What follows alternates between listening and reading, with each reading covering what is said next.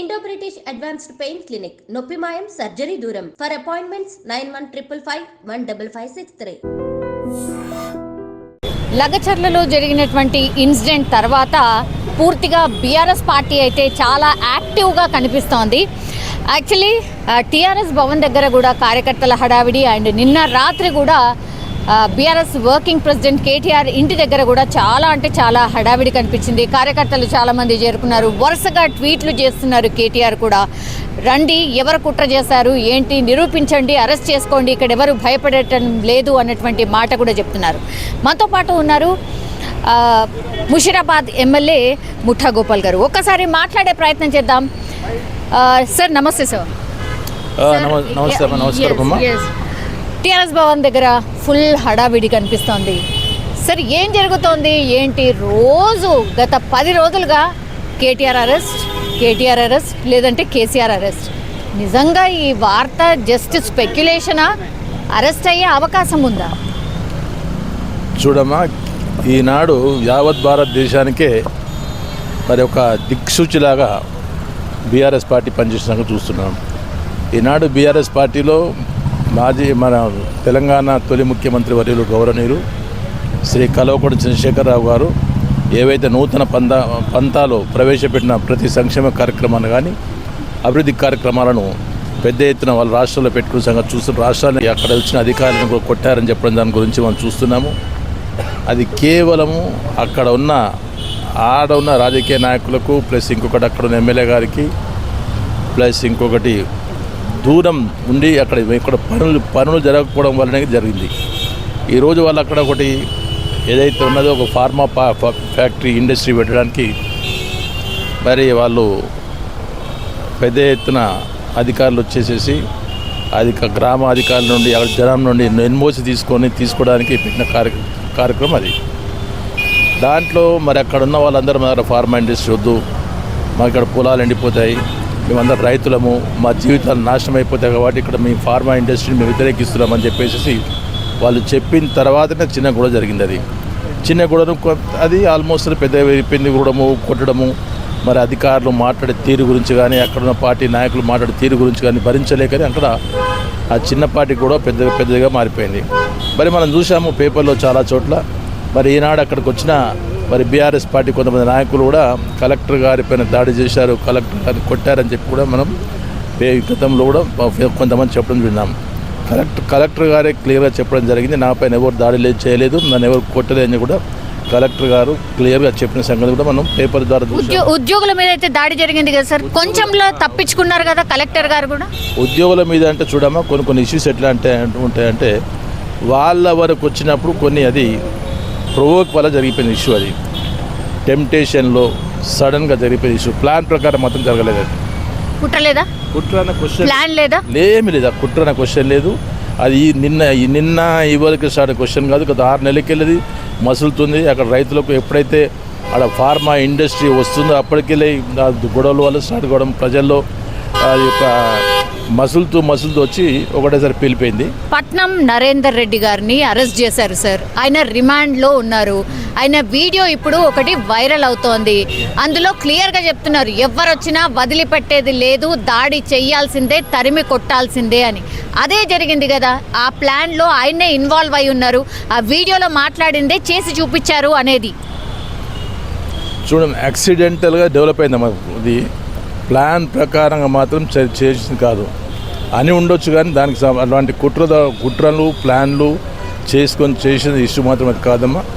అది మాత్రము దాన్ని కుట్ర భాగంగా పట్నం నరేందర్ రెడ్డి దీనిపైన స్పెషల్ ఇంట్రెస్ట్ తీసుకొని చేయించాడు అనేది మాత్రము మేము బీఆర్ఎస్ పార్టీ వాళ్ళం ఎవరిని భరించలేము.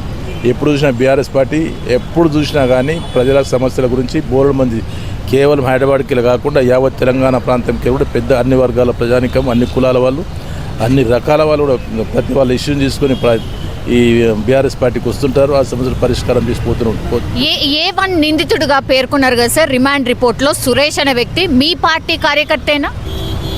ఎవరు సురేష్ అనే వ్యక్తి? A1 నిందితుడు ఎవరైతే ఉన్నారో పట్నం నరేందర్ రెడ్డి గారి కార్యకర్త, వీళ్ళిద్దరు మాట్లాడుకున్నారు, వీళ్ళిద్దరు కలిసి అగైన్ కేటీఆర్తోని మాట్లాడినరు. ఇది మెయిన్ ఎలిగేషన్. అందుకే కేటీఆర్ గారు అరెస్ట్ అవుతారు, కేటీఆర్ గారు అరెస్ట్ అవుతారని అదే కదా అంటున్నారు. ఇప్పుడు ఏ1 నిందితుడు అన్న సురేష్ గారు మన పార్టీ అభిమాని కావచ్చు, టీఆర్ఎస్ పార్టీకి అభిమాని ప్లస్ కార్యకర్త కూడా కావచ్చు. ప్రతి ఊర్లో ఎక్కడ చూసినా కానీ పలు పార్టీల ప్రతి ఊర్లు గ్రామం అనుకున్నప్పుడు రూరల్ ఏరియాలో ఎక్కడ చూసినా కానీ ఏ వ్యక్తి అయినా కానీ ఏదో పొలిటికల్ పార్టీకి సపోర్ట్లో ఉంటూనే ఉంటారు. ఆ సపోర్ట్ చేసినంత మాత్రం అతను కుట్ర పని ఇంత పెద్ద ఇష్యూ చేయించాడనేది మాత్రం నిజం కాదు. అది రిమాండ్ రిపోర్ట్లో చాలా క్లియర్గా చెప్తున్నారు కదా సార్, కేటీఆర్ గారి పేరు వచ్చింది అంటున్నారు. నిజంగా రిమాండ్ రిపోర్ట్లో కేటీఆర్ గారి పేరుందా? రాయిస్తే ఉంటుందమ్మా. కేటీఆర్ ఏం కుట్ర మాత్రం చేయలే కదా. వాళ్ళందరూ వచ్చి చాలామంది ఎప్పుడు చూసినా పార్టీ ఆఫీస్కి వస్తుంటారు, వాళ్ళ సమస్యల గురించి మాట్లాడుతుంటారు, తెలుసుకుంటున్నారు. వచ్చిన తర్వాత వాళ్ళ సమస్యలు పరిష్కారం చేయడానికి అధికారులతో సంప్రదించే సమస్యలు పరిష్కారం చేయడానికి ప్రయత్నం చేస్తారు మా నాయకులు. అంతేగాని దీనిపైన కుట్రపూరితంగా కుట్ర చేసి చేయించాల్సిన అవసరము బీఆర్ఎస్ పార్టీకి ఎప్పుడు లేదు. ఈనాడు చూసినట్టయితే ఎప్పుడైతే బీఆర్ఎస్ పార్టీ పవర్లోకి వచ్చిందో కేసీఆర్ గారు ప్రవేశపెట్టిన ఈ రైతు బంధు, రైతు బీమా ఇష్యూస్ తోటి కూడా చాలా దూరంలో హైదరాబాద్ వలస వెళ్ళిన వారు కూడా మళ్ళీ తెలంగాణ ప్రాంతానికి వచ్చి ప్రతి ఒక్కరు ఒక అట్లీస్ట్ ఒక 1/2 ఏకర్ కొనుక్కోనైనా మనం ఉండాలి తెలంగాణ ప్రాంతంలో అనే ఉద్దేశంతో ప్రతి ఒక్కరు రైతులు జాగా కొనుక్కొని అక్కడ రావడం జరిగింది.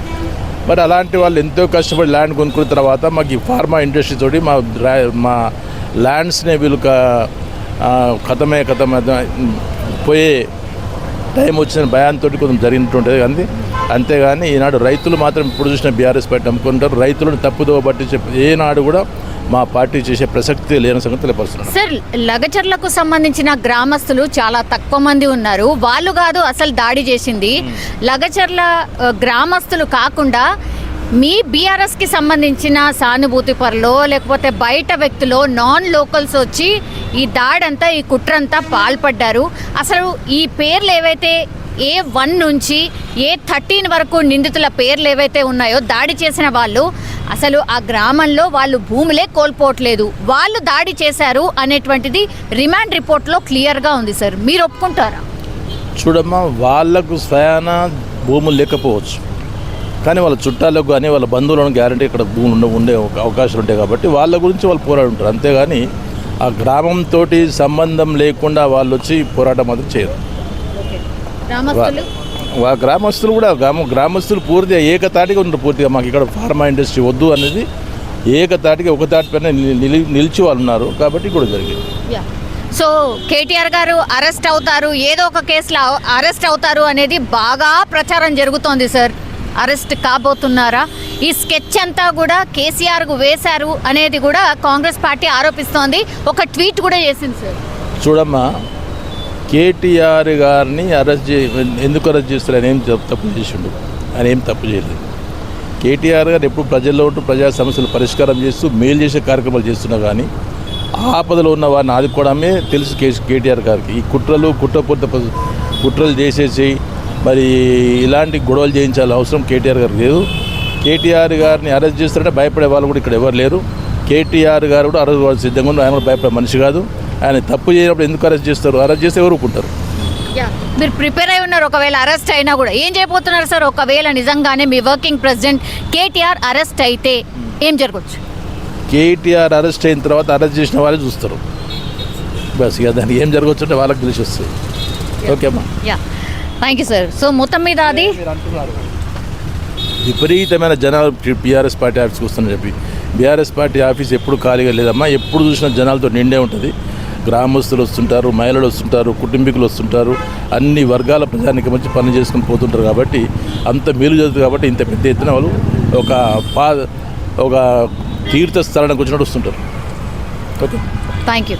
సో మొత్తం మీద అది అంటే టీఆర్ఎస్కి సంబంధించిన నాయకులు మాత్రం చాలా కాన్ఫిడెంట్గా చెప్తున్నారు. అసలు అందులో కుట్ర కోణమే లేదు, కావాలని ఇదంతా క్రియేట్ చేశారు తప్పించి ఇందులో కుట్ర కోణమే లేనే లేదు. అండ్ కేటీఆర్ గారు అరెస్ట్ అయినా కూడా మేమన్నిటికీ ప్రిపేర్ అయి ఉన్నాం. కేటీఆర్ గారు అరెస్ట్ అయితే మీరే కల్లారా చూడబోతున్నాము, ఏం చేయబోతున్నాం అనేది మీరు అప్పుడే చూడబోతున్నారు అనేటువంటి మాట కూడా చెప్తున్నారు ముఠా గోపాల్.